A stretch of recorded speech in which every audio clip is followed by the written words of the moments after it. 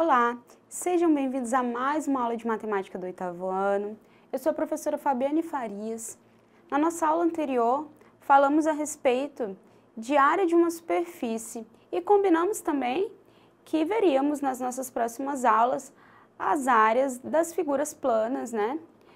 E suas respectivas fórmulas ou expressões aí que definem, né? Que delimitam aí a área dessas figuras.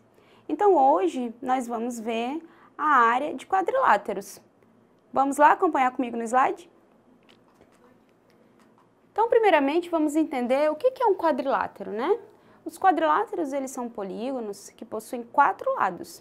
Sendo assim, os quadriláteros herdam todas as características e propriedades dos polígonos. Possuem apenas 2 diagonais, né? E a soma dos seus ângulos internos é sempre igual a 360 graus. Observe as 2 diagonais traçadas nesse quadrilátero. Observe aí que ele apresenta também 4 lados, apresenta também 4 vértices, né? Nós temos aí também 4 ângulos internos. E a soma dos ângulos internos é sempre igual a 360 graus. Os quadriláteros, eles podem ser classificados de acordo com a posição relativa entre os seus lados. Aqueles que possuem lados opostos paralelos são chamados de paralelogramos. Os quadriláteros que possuem um par de lados opostos paralelos e o outro não, são chamados de trapézios. A terceira classe dos quadriláteros contém aqueles que não possuem paralelismo algum entre os seus lados. Então, observem aí alguns dos quadriláteros, né, mencionados.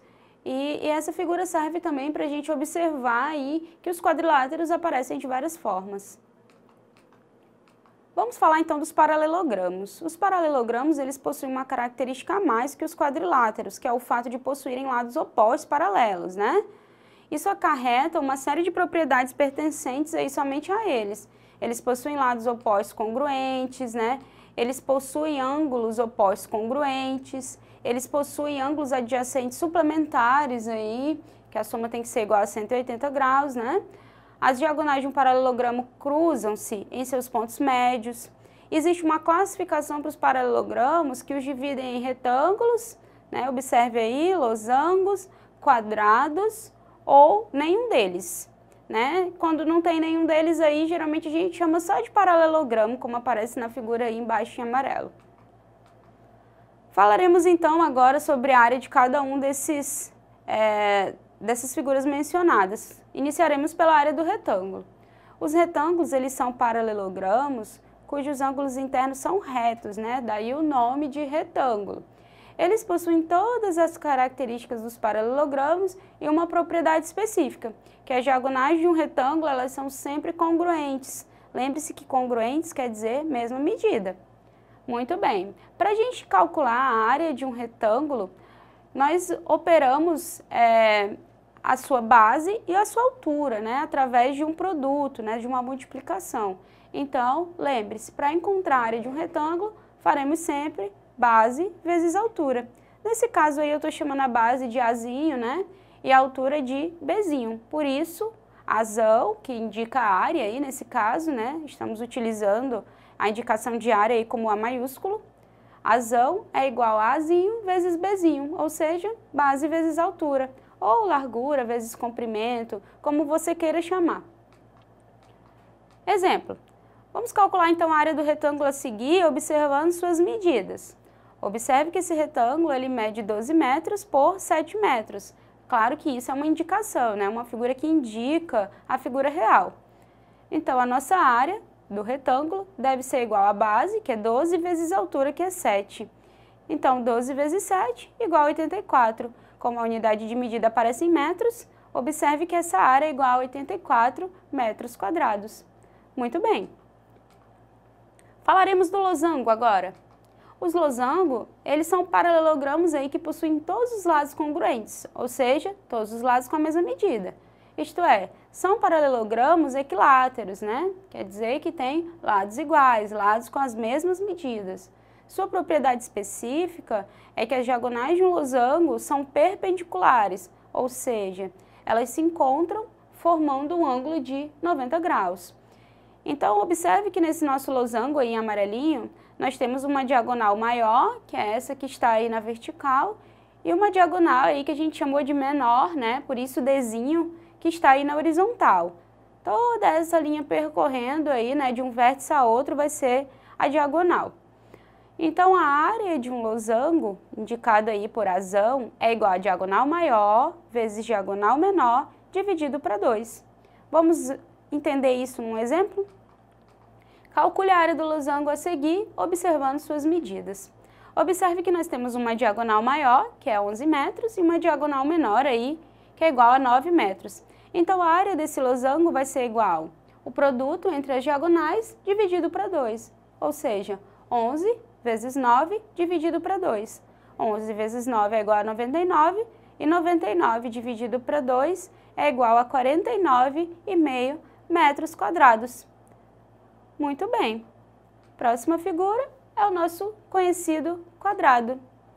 Os quadrados, eles são losangos e retângulos ao mesmo tempo, né? Ou seja, simultaneamente. E por isso, eles possuem todos os ângulos retos, né? E todos os lados também congruentes. Sua propriedade específica é que as diagonais do quadrado são perpendiculares, ou seja, as diagonais se encontram formando um ângulo de 90 graus e também são congruentes, ou seja, elas têm a mesma medida. O quadrado ele é uma figura fantástica, não é mesmo? Ao mesmo tempo que ele é um retângulo, ele também é um losango. Isso quer dizer que todo quadrado é um retângulo, mas nem todo retângulo é um quadrado. Isso quer dizer também que todo quadrado é um losango, mas nem todo losango é um quadrado. Interessante, não é? Observe aí como é que calculamos, então, a área de um quadrado. A área de um quadrado é dada por lado vezes lado, em decorrência lá da área do nosso retângulo, né, que era base vezes altura. Aí a base e a altura são iguais, então lado vezes lado. Ou seja, podemos também dizer que a área de um quadrado é dada por lado ao quadrado. Como eu chamei o lado aí de Azinho, então a área desse quadrado é igual a Azinho ao quadrado. Vamos ver um exemplo?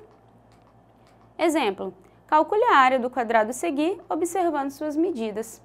Nosso quadrado tem 6 metros de lado, então a área dessa figura vai ser igual a 6 vezes 6, ou 6 ao quadrado, que é a mesma coisa.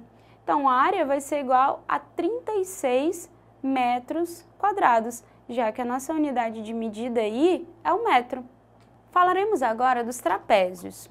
Os trapézios, eles possuem apenas um par de lados paralelos. Esses lados, eles são chamados de bases. Os trapézios que possuem os outros dois lados, que não são as bases, congruentes, são chamados de isósceles. Dependendo de sua forma, o trapézio é classificado de 3 maneiras. Ele pode ser um trapézio retângulo, que esse tipo de trapézio apresenta 2 ângulos de 90 graus, chamados de ângulos retos.